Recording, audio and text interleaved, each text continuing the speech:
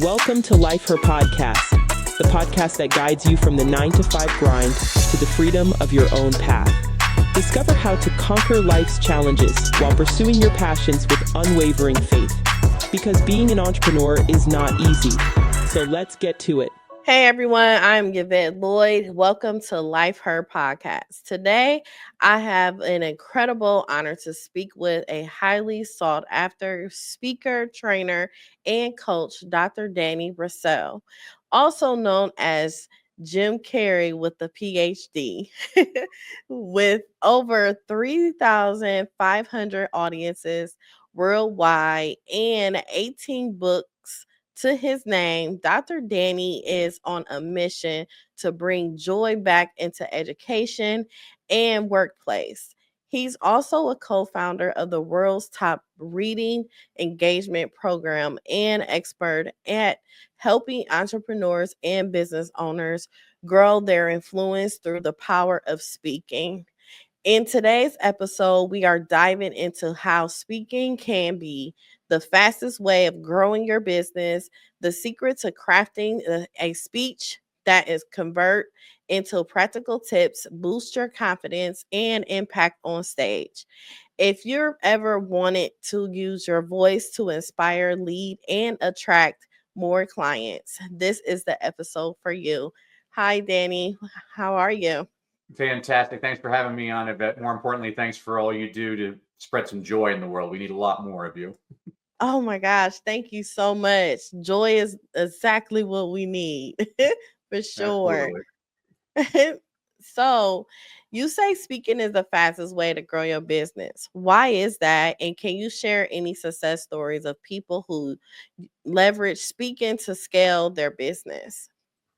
Well, it was either Shakespeare or Keanu Reeves who once said, all the world is a stage. And so it's very important to learn how to master your speaking. So I help individuals, entrepreneurs, and organizations leverage speaking on stages as a major client lead source that converts. It's the fastest way to grow your business. Whether you're speaking to a boardroom or to a ballroom or to a courtroom or to a classroom, I basically help leaders transform their personal experiences into powerful business stories that inspire action, drive growth, and create lasting impact. So I absolutely love what I do. Yes, I've worked with some pretty big speakers in different industries, from entertainment to athletics to the government. But most of the people that I work with, me and my co-founder, Coach Jimmy Hayes Nelson, we basically work with entrepreneurs and business people and show them how to maximize their effectiveness from the stage. Wow. So this is something I've never shared before, and I'm going to share with you. So, growing up, sometimes reading and speaking has been difficult for me. And with that being difficult, my mom, she didn't know how to read too well. So my mom was teaching me how to read, but when she taught me how to read, she taught me the way she knew how. Hmm. So it affected me as I got older from me learning how to read because I skip a lot of words when reading. And she taught me to skip words when I'm reading to a point where it's ones that she understood. So over the years, I didn't even notice until actually I started podcasting. I didn't know how much my speaking was like. I would either be tongue tied or certain words I couldn't pronounce. And I found ways to like skip certain things. And also, I don't know, I knew how to hide it with humor at the same time. So I always had difficulty with reading and stuff, but my comprehension was like so high and I always got good grades. I was in honors classes and everything, but no one ever knew that partially a part of me I could not read. Wow.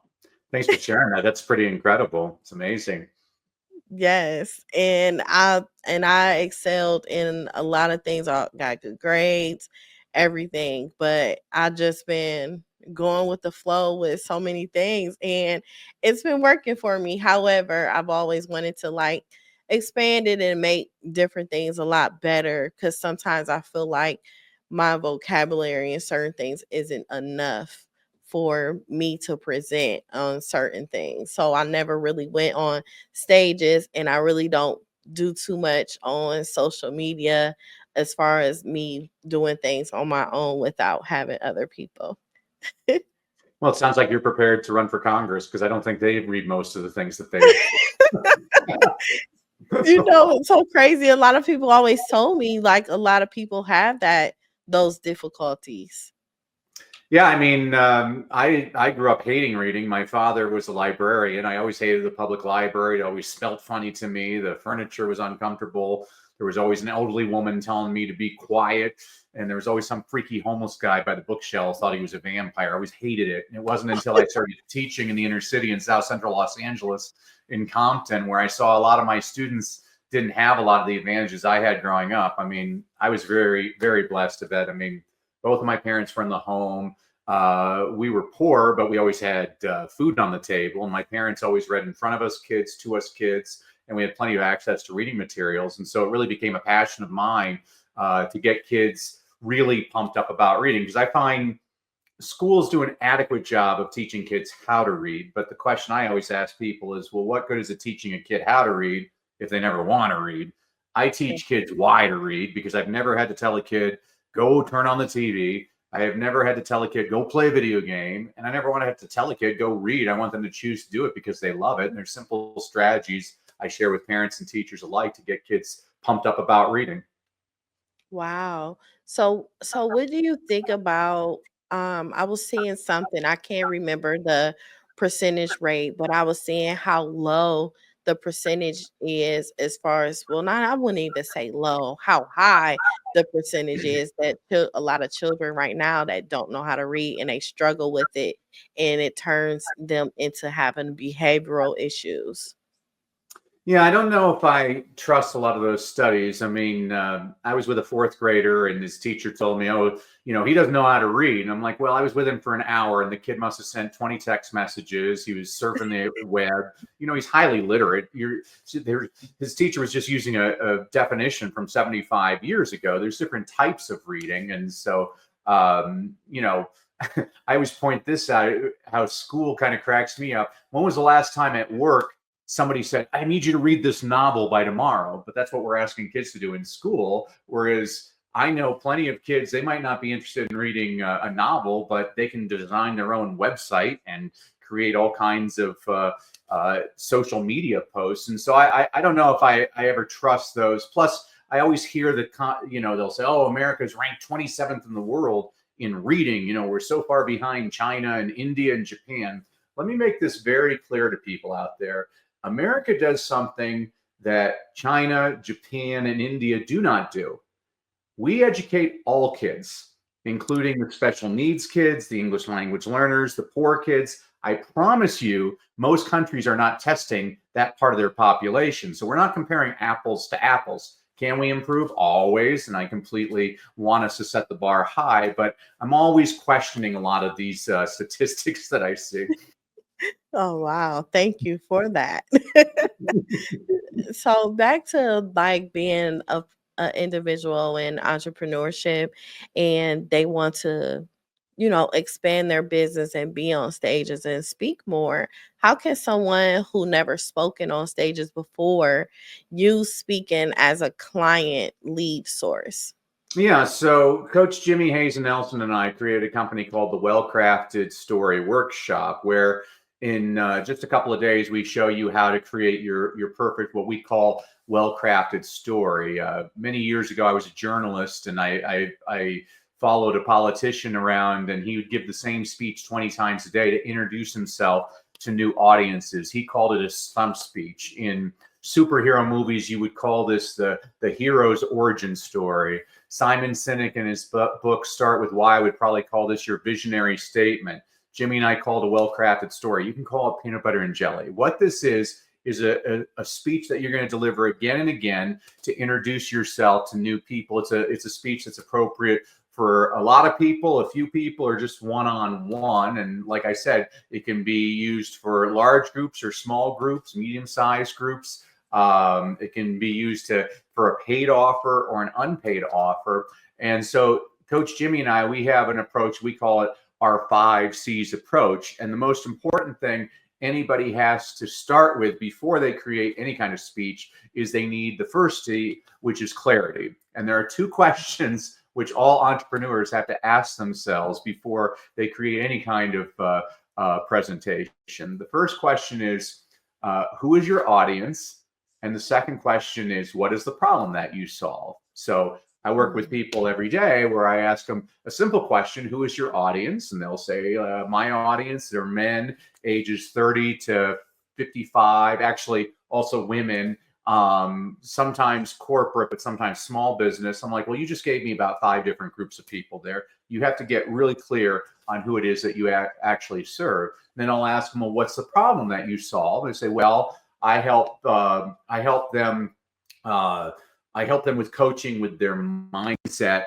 And I'm like, well, can we get more specific than that? Because the more specific we get, the better we're going to form that clarity, so that when you're introducing yourselves to new audiences, people are like, oh, I need to work with Yvette because she works with specifically nurses in New York City who didn't learn how to read very well when they were growing up. I mean, you get very specific. It's really important to get specific. You can always broaden it, but I see many people that say, well, I work with everybody. I'm like, well, if your audience is everybody, your audience is nobody, because nobody understands what you're doing. And so clarity is absolutely the very first starting point for any good presentation. Wow. And sometimes people do get stuck in that and thinking that everyone that they reach is everyone they supposed to. So that is so true. That is extremely true. So what are the biggest mistakes entrepreneurs make when trying to grow their business through speaking? So we were working with a financial advisor named Richard. And so Richard, he began his speech where he said, I've been in the industry for 30 years. I've made my clients over $1 billion. I've worked with this famous person and this famous person. I said, Richard, stop.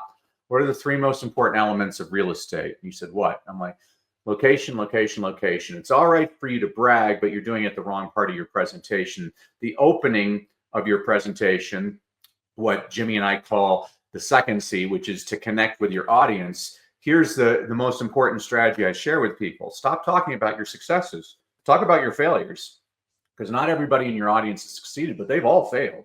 And the more you talk about your own failures and expose your own vulnerabilities, they're going to love you a lot more for that. So now what Richard does is he begins his presentation by talking about the very first client he booked 30 years ago, which was basically a comedy of errors where he made this mistake and this mistake. And it's unbelievable that the client actually signed with him. And so Richard, this was interesting. About a week later, he was telling me, so he holds these seminars like twice a week for about 15 couples at a steakhouse where he's pitching them on why they should invest their money with him. And he said he noticed that most of the time, the husband usually has his arms crossed during the presentation, like, what are you trying to sell me? Well, now that he's changed his opening to all of the mistakes he made, that same guy is now patting his lap and laughing hard because he's seeing all the mistakes that Richard made. And Richard said that he normally would get about 6 of the 15 couples to book an appointment to talk about investing with him. Now that he's changed the speech, he's getting twice that. 12 of the 15 are booking. And that's really the only way that Coach Jimmy and I ever measure the success of a presentation. People can say, oh, I got all these people were clapping and they told me what a great speaker I am. I'm like, well, that's great, but what's that accomplished? The only way I measure success is, are people willing to take the next step with you? Now, that can be an unpaid offer, like book a free phone call or sign up for my newsletter, which you should never have a newsletter, by the way. Or it could be a paid offer, like buy my product or invest in my coaching program. And what Jimmy and I are always looking at is what can we do to increase that number? We were actually at a seminar in Dallas last week with a lot of high net worth individuals that were being pitched all kinds of different investment opportunities. And all that Jimmy and I did was sit there and take notes on every single speaker to see if they wanted feedback on how they could increase the number of sales they were making. Some people, they take it as criticism and they don't want to listen to it, which is fine. That's their prerogative. Some people want to get better. They take it as feedback. And those are the people that are making a lot more money and making a greater impact on society. So probably the single biggest mistake I see most people is they're not connecting with their audience because they're bragging. The second biggest mistake that I see most people make is they have multiple offers. You'll even see it on podcasts. This is my fourth podcast today, and one of the podcast hosts ended his podcast. He said, "Hey, if you enjoyed this podcast, make sure you subscribe and give us a 5-star review and write a nice thing for us." You just told your audience to do 3 things. They're going to do nothing. You can only give them one thing. Choices confuse and cause you to lose. If there's one mistake I see people make in presentations, like, oh, you can either text me or you can go to my website. You just gave people 2 options. You're going to lower your rate of return. One single, there is so much research and everything I do. I always call Jimmy and me the professor and the poet, because I come from an education background where research is very important to me. Everything I'm doing, there's a purpose, there's research to support it. If you want an opinion, ask your Uncle Frank. If you want research support, you talk to me. Jimmy, his background was Broadway, so I call us the professor and the poet because I'm the research-based guy, and he's the drama guy that's all about stage acting, and that's why we work really well together. But that's a major mistake that I see a lot of people make, is making multiple offers in their presentations. You know, it's so crazy that you said that, because I never knew that theory. However, I used to say if I always said more, I felt like I was begging. So I always, so I always used to always try to keep it to a minimum, because I didn't want to sound like I was doing too much, because it's already bad enough if you post a flyer and you have so much information on it. People already don't read. So then you expect them to read all of this stuff, and then I saw how people get upset when they comment and ask them certain questions, and they get upset when they say this on the flyer. People need to read more, but you have given them so much to read and they don't feel like doing all of that. They just want you to get straight to the point. That's right. All of us want somebody else to make the decision for us. We don't want it. It's confusing your brain when you have more than one option. Yes, it's definitely confusing. So, how can a business owner effectively pitch their service or product during a speech without sounding too salesy? Yeah, so this is a great question that you're asking, Yvette. I mean, people always worry about sounding too salesy, and you have to adjust the way you're thinking about this. Is change that mindset from being salesy to being of service. You know, I want you to picture your audience and picture them that they're all dying and you have the antidote. And if they don't get your antidote, they are going to die. If you start thinking about it from that point of view, you're going to be much more successful. And plus, no matter what, I can't stand a lot of these presentations because they're swarming. They're like, oh, I have 10 ideas and I only shared 3 with you. And if you buy my course, I'll share the other 7 secrets to you. That's just lame. Just serve the audience. Serve the audience. Give them everything you want. I'll give you all the 5 C's right now. It's clarity, it's connecting, content, call to action, and close. I mean, we can go through all of them, but you give away your best stuff. People are like, if I give away my best stuff, why would a person hire me? Here's my response. If you don't give away your best stuff, why would somebody hire you? You should show people that you're helpful. And so if you really if you don't want to sound salesy, just serve your audience. Make sure that even a person just gave you their time, which is very precious. Time can never be replaced. If a person gives me an hour of their time, I have a responsibility to serve them and help them in every way that I know possible. And so that would be, it's the Monty Python is what I call it. Monty Python people were pirating their old Monty Python TV show episodes so much it drove them crazy. So what they did is they put all of them available for free on YouTube. And guess what happened? Everybody thought they were crazy. That year, Monty Python sold more DVDs than anybody on the planet. It's very counterintuitive, but the more you just put it out there, the more I don't know what you call it. Some people call it karma. I just believe you do good and the world does good for you. Yeah, that is true.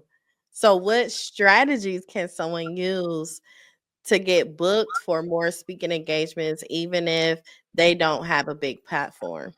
Well, so I was working with a guy 3 years ago, Jason. And so I always tell people there's two ways you get better at speaking. The first way is you need to watch lots of speakers. I watch at least 10 speakers a day. I watch televangelists. I watch politicians. I watch comedians. I watch them in front of big groups, in front of small groups, in front of men, in front of women. Here, I'll give you a ninja strategy. I watch a lot of award shows because when a person wins the Academy Award, they only have 45 seconds to connect with their audience. Now, most people waste their time. They get up there, they're like, oh, I want to thank God. I want to thank the Academy. It's stupid. Nobody's paying attention. But every now and then, a person does a remarkable job. So a few years ago, there was a guy by the name of Joe Walker. He won the Academy Award for Best Film Editing. Hey, Vet, this is Hollywood. The important people are in the audience, the actors. And you can see that nobody's paying attention. It's film editing. And Joe Walker gets on stage, and he's British, and he speaks very slowly and deliberately. He says, a lot of people don't know this, but when phrased properly, the term Academy Award nominee can be used as an insult. Well, now the camera's panning the audience, you see the actors kind of leaning in, like, what's he talking about? And he says, for example, yesterday, I got in an argument with my 17-year-old daughter, and she said, well, Academy Award nominee Joe Walker. All of a sudden, you see everybody laughing. He gets off stage. Denzel Washington wants to meet him. Brad Pitt wants to meet him. Sandra Bullock wants to meet him. Time magazine said it was one of the highlights of the Academy Awards. Took him 30 seconds. Took him 30 seconds to make that connection. That's incredible. And so the first way to get better at speaking is you watch lots of speakers. The second way, one of my mentors was a guy named Jim Rohn, and Jim used to say, you can't pay other people to do your push-ups. Translation, you got to do the work. So about 3 years ago, I was working with a 22-year-old named Jason, and Jason was driving me crazy. He was a Debbie Downer. He was just putting down every idea I had. I said, you got to get out there. Even the smallest towns in America have a Rotary Club, a Lions Club, an Optimist Club. You can speak at schools. You can speak at synagogues, at churches, at the Chamber of Commerce. And he was like, no, I have no audience. What was me? Drives me nuts. So I said, do you have a Facebook account? He said, yes. I'm like, we're getting on right now, Facebook Live. You're going to make your presentation. So he gets on and he does his presentation, 1 hour talk. And one woman from Ontario, Canada, accidentally was watching, and he stunk. Well, I insisted he do it again the next day. So he did it again the next day. He had about 3 people this time, and he stunk. But he didn't stink as bad as the first day. Here's the thing. Jason has gone on Facebook Live every day for 3 years. Every single day. I've never seen a person with such consistency. Every single day, he has given the same presentation. He now has 6,000 people in his Facebook group. And from that audience, last year, he earned almost 7 figures. Congratulations, Jason. The reason I tell that story is he did something most people don't. It's the same thing why I admire you, Yvette. How many of your friends are saying, oh, I'm going to start a podcast someday? Quack, quack, quack. They talk the talk. They don't walk the walk. You did something. That's why I love you, Yvette. You're the one I'm going to work with. I can't stand people that don't do things. You need to do the work. That is so true. And it's so crazy because that really happened. It really happens. But it's like people are like fearful of so many things, and they don't understand the other side of fear is success. And even when it comes to speaking, like some people wouldn't have known of what I told you earlier as far as me reading and stuff like that. A lot of people wouldn't know that because I hide it so well. Yeah. However, when my mom always taught me, if you're at fear with something, I mean, it's something on the other side for you. So it keeps me going. It keeps me feeling dominant and wanting more out of it. It's like a craving, you know? So I just keep going. So if a lot of people, if you look from my first podcast, you'd be like, oh my God. And then you look at now and you'd be like, whoa, like this is a totally different woman here. So it's just when it comes to speaking and or being on stages and different things like that, I know how to flow with it. I know I still need coaching for it. However, me knowing that and me still trying, it makes me feel better. And I think if a lot of people just keep going with it and not really think about it so much, because your mind can send you to the grave if you let it. So you just got to keep going and pushing for it, and you'll be able to grasp anyone possible for it. And if you just start, that who knows what's to come, you know? Yeah, there's no scarier movie than the one playing inside your head. Like you have, all of us have the worst critic ever, and it's our inner critic. And so many people get held up by that. So again, I commend you for actually doing something. I mean, most people never do anything. And again, I I love working with people that are scared to death of being on stage. I mean, you have to understand that audiences actually empathize with you. They don't want you to fail. It makes them uncomfortable if you're failing. They want you to succeed. So I was working with a woman the other day and she was completely nervous. And I said, well, why don't you start off by saying I'm completely nervous? And she's like, well, why would I do that? I'm like, now the audience is going to love you. They're going to start, hey, you can do it. You can do. People are actually pretty cool. Man, being yourself is everything. Like being yourself and putting everything out there, and you'll be surprised on people that you feel like that is already there already. They having the same problem too. You just don't know. You just gotta say it. Yeah.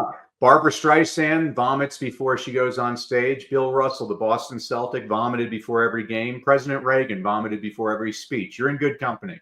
People get nervous. Definitely. So many people fear public speaking. What are the top tips for overcoming stage fright? Well, so I always say this about I give tips to waiters. I give strategies to the people I work with. And so the most useful strategy is I always look for at least one smiling face in my audience. And I just talk to that person as if we're having a one-to-one conversation. When people say, oh, I'm terrified, I always share the anecdote. I was speaking in India to a bunch of schools in 2018, and I got this one school all pumped up, and the kids were all coming up afterwards. All of a sudden, I see this little boy. He's got tears in his eyes. He's about 6 years old. And I notice he's missing his left arm. And he looks up at me. He's like, how can I succeed? And so I crouch down to his eye level. I'm like, you know what? When I was your age, I went to 18 different schools before I was 12 years old. You know, everybody used to call me stupid because I stuttered.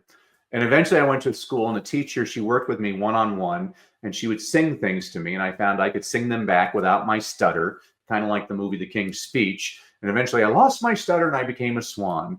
I looked at that little boy. I said, isn't it interesting that the little boy everybody used to make fun of because he couldn't speak right now gets paid ridiculous sums of money to travel the world to do what?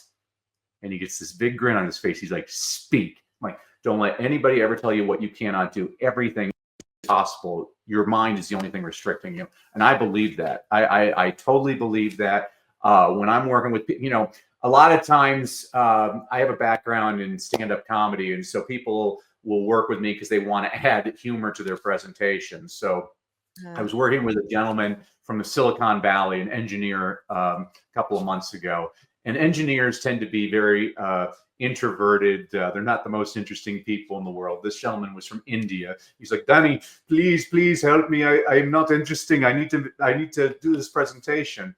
And so he has a very long and difficult name to pronounce. I'm not going to tell you his real name, but here's what we did. His presentation now, he starts with, he's like, hello, my name is Shabunakar Manaharaji. Gee, I sure hope I'm pronouncing that correctly. And it's going to get a laugh. It's going to get people like, oh, this guy, because when you can make fun of yourself, everybody loves you. It's the easiest way to humor is always make fun of yourself. I don't like people that make fun of other people. I always like to point it at myself. And if you watch the best comedians, they're masterful at it. Kevin Hart is a short black guy. And so he makes a lot of jokes about being a short black guy. Jim Gaffigan's a big fat white guy. So he likes to make a lot of jokes about being a big fat white guy. There's genius to that.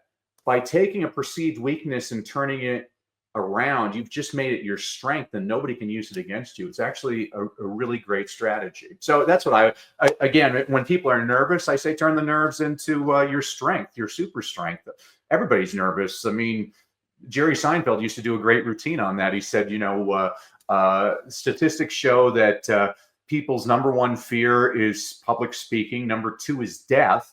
So if you ever go to a funeral, more people would rather be in the coffin than delivering the eulogy. And he's right about that. People don't like speaking, but you're just a perfect example, Yvette, that with the reps, you've practiced on your podcast. Now look at how relaxed you are. I mean, this interview's flowing with no problem. It's because you've done it a lot. I guarantee the first time you did it, not so smooth. No. No, absolutely not. It was horrible. But that's it. Before a person is an expert, they're always an amateur. And a lot of people forget that. Is everybody started, before Patrick Mahomes became one of the greatest football players in history, he stunk like everybody else. He had to work his tail off. And that's what I love about athletes are better than most people about this. They understand when they have a deficiency, you hire a coach. I mean, look at Tiger Woods. Tiger Woods, greatest golfer ever to live. He hired a putting coach. He has a driving coach. He has a mental coach. He needed to hire a relationship coach, but that's another story. But people that want to get better, they hire coaches. And it drives me nuts when I'm working with a person, they don't listen to me. I'm like, well, why are you paying me money not to listen to me? I mean, I take notes when somebody that's really good at something. I mean, I've had some really great mentors. They were very expensive. It was great. They were worth every penny. Usually all I need is one idea from a person, and I get my investment right back. If you give me two, I'm making a profit. Wow. So what's one of the lessons you learned from speaking to over 3,500 audiences worldwide that has stuck with you the most? I actually enjoy when things aren't going my way. There's always going to be something that happens. I was once giving a presentation to 900 Catholic school teachers in Wichita, Kansas, in a tornado hit, and we lost power. And so I asked the janitor for a flashlight, and I did the rest of the presentation in the dark. And I'm like, wow, I can do it in the dark. I can't tell you how many times I've had some kind of technology problem. So my PowerPoint wasn't working. And so the first time I basically said, oh, just so you know, in the PowerPoint, when there's a problem, I teach you songs. And after that presentation, I got more positive feedback. They're like, wow, he was so good at just dealing with it. And I'm like, man, maybe I should fake a technological problem because I'm getting such great feedback from people on that. And so you learn from those things. Actually, here's a better example. So when I was in India, I was just supposed to tour schools. And so I go into this one school and the principal opens up the door. There are 5,000 kids in an auditorium. There's 20 newspapers and 5 TV stations. And the principal says, and now for the next hour, Dr. Brassell is going to teach us the 3 secrets to reading better. Yvette, nobody has ever told me that I'm speaking at this event at all. I'm not there to speak. And I have no such speech. But I got 5,000 kids in an auditorium. I got newspapers and TV stations. And so I look at the kids. Fortunately, it's England. It's India. So I get to speak slower. So I look at the kids. I'm like, today, I am going to teach you the 3 secrets to reading better. Who wants to learn? The kids are going wild. And in my head, I'm like, what the heck are the 3 secrets to reading better? And using the same structure that Jimmy and I teach our clients, I came up with my 3 teaching points, how I was going to connect, how I was going to get the kids rallied for a call to action afterwards. Within 30 seconds, I came up with a speech in my head, which formed one of my companies that I have today. I'm telling you, the proof is in the pudding. I'm telling you, it's a formula, and this works. The best people, and I just read John Cleese from Monty Python. I just read his autobiography, and I just loved one of the things he said when he was starting out. He wasn't very good at writing jokes, and so he just stole. He's like, I'll just steal other people's and figure out the pattern. I'm like, there's actually a lot of, that makes a lot of sense. You really need to learn your fundamentals, and then you can do your own thing. But the best, they pretty much always mimic somebody. You know, you look at, like, one of my favorite comedians was Eddie Murphy. Eddie Murphy, you know, was a real student of Richard Pryor. Richard Pryor was a student of Lenny Bruce. I mean, these people are studying each other. It's the same with presidents. President Clinton really loved watching President Reagan speak. President Reagan loved President Roosevelt. I mean, that's what the best do. They're always, you know, look at athletics. Kobe Bryant studied Michael Jordan. What are you doing? How can I copy you? And then he developed his own style, but that's what anybody does. I mean, if people ask me, how do I become a better podcaster? I'm like, watch a lot of podcasts, you know, watch what they're doing, copy it, figure out the structure, figure out what works. Don't try and reinvent the wheel. Whatever works, there's a reason it works. I'm not that smart. It's the same thing with my offer. I'm always very simple with my offer. And the reason is because of In-N-Out Burger. In-N-Out Burger sells one thing: cheeseburgers. Oh, and French fries. That's all you get. Cheeseburger or French. Same with Chick-fil-A. Chick-fil-A, you're not going to get a cheeseburger at Chick-fil-A. You get a chicken sandwich. They're smart. And there's always a line around the block because they know that that's where it's chicken sandwich. You know, they're not trying to give you a Chick-fil-A salad they're not. They're fine with it. And that's also another good lesson there. They figured out their niche. This is our niche. We don't have to be everything to everybody. We just have to be something to our group. And our group will be rabid fans then. That is so true. That is extremely true. So tell me this: if you had to give a TED talk on a completely random, ridiculous topic that has nothing to do with speaking or reading, what would it be and why? Well, I'd let that's the fun. Give me anything. I would enjoy just trying to figure out how to create. I would use the exact same structure I told you about. So I would figure out who's my audience, what's the problem I'm solving. I'm going to figure out how I'm going to connect with the audience. I'm going to figure out no more than 3 teaching points. I'm going to figure out how I can serve you during the talk. I'm going to have a very clear call to action, and at the very end, I'll have a close that's going to connect so that you remember me long after I left. And you know, I would really love doing that. I've done a couple of TED Talks. They're fun. What I love is TED Talk, a proper TED Talk should be no longer than 18 minutes because most Americans have a limited attention. Yeah. What were you talking about? Yeah, most Americans can't sit and listen for more than 18 minutes. No, they can't. And believe it or not, that's why, like, on my podcast, I have listened and heard a lot of podcasts, and the way they drag it out to get to the point, it drives me insane. Agreed. So it made me like, okay, I'm about to get straight to the point and get to talking to these people. I am not about to waste my time.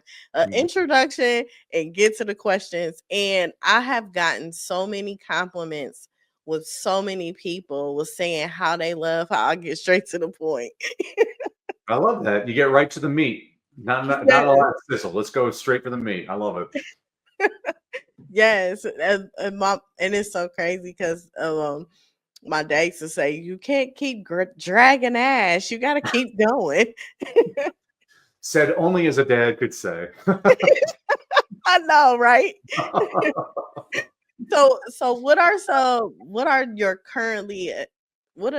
things that you are like excited about right now that you have going on, and what's next for you? Well, my latest book just came out, so that's a lot of fun. I'm really having fun. Coach Jimmy and I, we've kind of changed our model. We used to have once a month, we'd have a seminar of about 12 people where we work with them for 2 days on their presentations.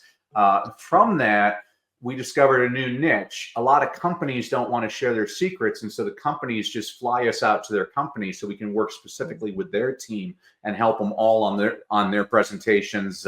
It's a little bit easier than, I mean, some of our events we have, like financial advisors and real estate agents and health and fitness people and life coaches, and so I'm always fascinated by that. I love getting on podcasts like this. I always tell people podcasts are great. It's a great opportunity for you to practice. Most people need a lot more reps, and you're living proof of that. Is, again, the more you do it, the more confident you get at it, and so it's not scary anymore. There's a lot of things that are scary out there. This one shouldn't be one of them. What was it my grandpa used to say? He said, those who've never done talk, and those that never talk have done. I think that's what he said. Basically, the people that don't know anything are the ones that always give you a lot of advice. The people that have actually accomplished something, they're not going to give you the advice. He's right about that. Dad has a point. Mm-hmm. Wow. So, please, how can anyone contact you and utilize your services that you have? Well, as a thank you, Yvette, to you and your audience for having to bear with me, I wanted to give everybody a freebie because, again, it's all about giving. So if you go to freestoryguide.com, again, freestoryguide.com, I'm going to give everybody their own free blueprint of the exact 5C process that we take people through during our workshops that will help you craft your presentation. What this is your own blueprint to help guide you as you create your own well-crafted story. What it does for you is it takes out the guesswork and it shows you a proven system on how to get better results on stage. And what this means for you is the peace of mind that you don't have to go solicit all those clients. You have a guaranteed way to get people to want to do more business with you, again, whatever type of business that is. And that's at freestoryguide.com. And again, I just wanted to thank you, Yvette, for having me today. We were going through power outages and all Yes. things, and you stayed with me. I appreciate it. Thank you. I appreciate you too for being on my podcast show. And I really want to thank you for that. Thank you. God bless. God bless. Thank you, everyone, for tuning in to Life Heard Podcast. Make sure you go on the YouTube channel and subscribe and listen on all major platforms. Bless. Welcome to Life Her Podcast, the podcast that guides you from the 9-to-5 grind to the freedom of your own path. Discover how to conquer life's challenges while pursuing your passions with unwavering faith. Because being an entrepreneur is not easy. So let's get to it.